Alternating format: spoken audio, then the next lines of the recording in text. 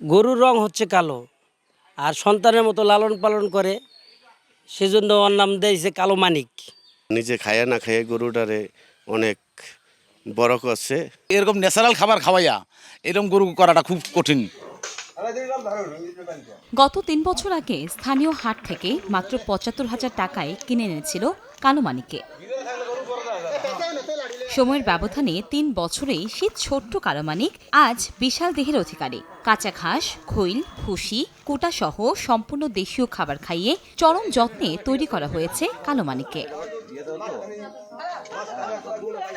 শরীয়তপুরের পালং ইউনিয়নের দাত্রা গ্রামের হারুন মুন্সির বাড়িতে এই কালো মানিক গায়ের রং কালো আর সন্তানের মতো লালন পালন করেছিল বলেই এর নাম রাখা হয়েছিল কালো মানিক। দিনে অন্তত ৩ থেকে ৪ বার ওকে গোসল করানো হয়। বাড়ির সকলে মিলেই কালো মানিককে সন্তানের মতো করে লালন পালন করে। তাছাড়া গমের ভুসি প্রতিদিন প্রয়োজন হয় অন্তত ৩০ কেজি। কালো মানিকের পেছনে প্রতিদিন খরচ অন্তত ১,০০০ টাকা খাবার।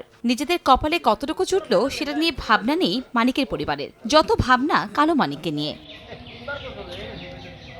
প্রতিদিনই দূর দূরান্ত থেকে স্থানীয়রা ভিড় করছেন এই কালো মানিককে দেখার জন্য।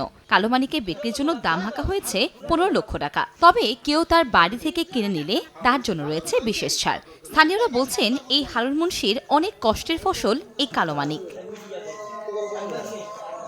৩ বছর সে সম্পূর্ণ দেশি খাবার, অর্থাৎ দল, কুটা, ঘাস, এরপর কুড়া, এইসব খাওয়ায় সে এই পর্যন্ত আজকে তার গরু কোরবানিতে বিক্রি করার মতো পরিস্থিতি করছে। নিজে খায়া না খাইয়ে গরুটারে অনেক বড় করছে।